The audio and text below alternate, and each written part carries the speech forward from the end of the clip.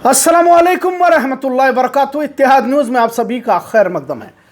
महाकुंभ का दूसरा पहलू या यूं कहिए कि सिया सच। जी हाँ, आज इस मौजू पर बोलना इसलिए ज़रूरी हो गया क्योंकि करोड़ों लोगों को दावत दे देकर इश्तिहारबाजी के जरिए बुलाया तो गया, पर जिस तरह की कैफियत बेचारे ज़ायरीन जो बिल्कुल खुलूस के साथ वहां पहुंचे थे, अब इनकी जिंदगी मौत का सवाल बन चुका है। क्योंकि करोड़ों लोग, लाखों गाड़ियां और लाखों की तादाद में अवाम, जिसमें खासकर बुजुर्ग खवातीन, मर्द और कुछ जगहों पर बच्चे भी हैं, खाना पीना कुछ भी नहीं है और ज़रूरतों को यानी कि कज़ाए हाजत को पूरा करने के लिए कोई जगह नहीं। मर्द हजरात तो कहीं भी अपनी कज़ाए हाजत को भले मुश्किल हो लेकिन फिर भी जगह बना सकते, लेकिन खवातीनों का क्या। लिहाजा 300-400 किलोमीटर तक गाड़ियों का समंदर देखने को मिल रहा है। महाकुंभ का महाजाम कयामत के मंजर से कम नहीं है, ऐसा कहती कई खवातीनों को देखा जा रहा है। इससे साफ जाहिर हुआ है कि योगी मोदी हुकूमत जिस महाकुंभ से अपना सियासी मुफाद हासिल करना चाहते थे, अब नाकाम और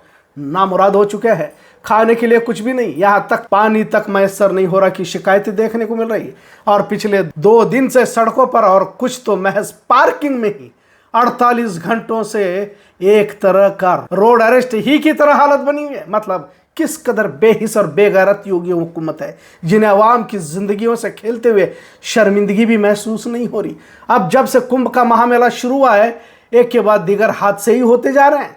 3 बार तो आग लग चुकी है, तो भगदड़ की वजह से सैकड़ों लोगों के मारे जाने की बात सामने आई है। भगदड़ भी 3 जगह पर होने की बात कही जा रही है, लेकिन तमाम बातों को हुकूमत छिपा रही है। यह अलग बात है कि अगर मौतों का आंकड़ा बताने में हुकूमत आगे पीछे हो रही है। अब तक तो 30 मौतों के आगे बढ़ी नहीं पा रही, लेकिन आवाम समझ चुकी है कि हजारों लोग मारे जा चुके हैं, जिनके लाशों को तक नदी में बहाए जाने की बात सामने आ रही है। कईयों की तो लाशें मयसर तक नहीं हो रही, घर वालों को तक नहीं मिल रही। अब तो लोग वीडियो के जरिए से कोई भी कुंभ के मेले में ना आने की बात कह रहे हैं। खैर, अब इतनी बड़ी नाकामी कुंभ मेले को लेकर सामने आई है, तो इसे योगी मोदी हुकूमत साजिश की कहानी बनाने में लगे हुए। अच्छा हुआ मुसलमानों ने तो पहले ही वहां जाने से इनकार किया था, और दूसरा, मुसलमानों की एंट्री पर ही हिंदुत्व तंजीमों ने और दिगर अखाड़ा के साधुओं ने हिंदुओं के कुंभ में मुसलमानों का क्या काम कहते हुए दाखिल न होने का फतवा निकाला था। लिहाजा अब मुसलमानों को दोष देना भी चाहो तो नहीं दे सकते, पर जिनके रग रग में ही मुस्लिम नफरत और हिंदू मुस्लिम खेल खेलने की फितरत हो, तो फिर नई कहानी घड़ने का मौका भी तो नहीं छोड़ सकते। लिहाजा 3 बार आग लगी और भगदड़ को किसी साजिश का अंदेशा होने की बात कही जा रही है। मतलब कोई आया था जो इस तरह की साजिश को अंजाम देकर गया। अब कौन गया, ये भी समझने की बात है।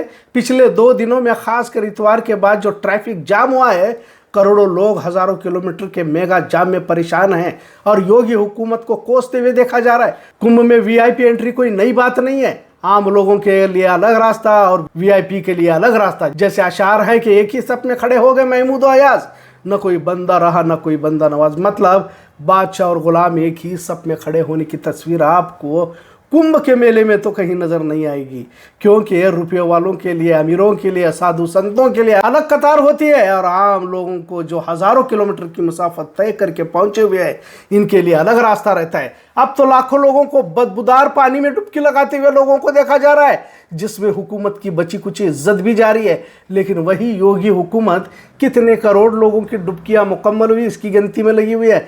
अब जब लाखों लोग इतवार को आने वाले थे और योगी मोदी कुंभ के मेले की तरफ लोगों को बुला भी रहे थे, और इसे तारीखी कहते हुए आगे 144 साल तक इस तरह का कुंभ आपको नसीब नहीं होगा कि कहानी सुनाकर लोगों को बुला जरूर रहे थे, पर इंतजामात करने का ख्याल इन्हें नहीं रहा। ऐसे कई वीडियोस वायरल हुए हैं जो गंगा नदी में ड्रेनेज का पानी दाखिल हो रहा है और उसी में लोग नहा भी रहे हैं, जिसे मुकद्दस स्नान कहा जा रहा है। आखिर अवाम को इस तरह क्यों ठगा गया का सवाल भी अवाम कर रही है। अब जब लाखों लोग ट्रैफिक जाम का शिकार हुए हैं, तो हाईवे के किनारे बसे लोग इन्हें खाना पानी चाय का इंतजाम कर रहे हैं। जिन मुसलमानों को कुंभ के मेले में न आने का फरमान जारी किया गया था, आज कई जगहों पर मुसलमान ही खिदमत अंजाम दे रहे हैं।